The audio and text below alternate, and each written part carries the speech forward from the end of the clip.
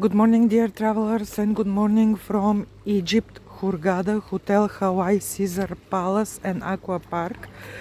Today is my first morning here in the hotel, and in general, my second time here in the hotel.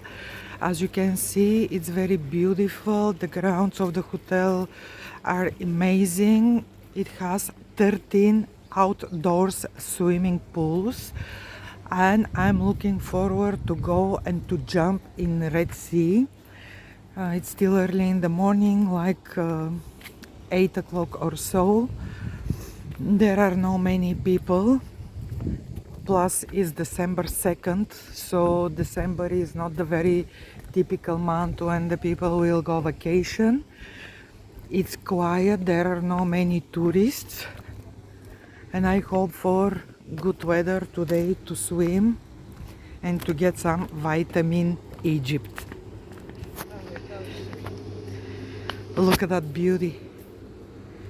Very beautiful, very beautiful.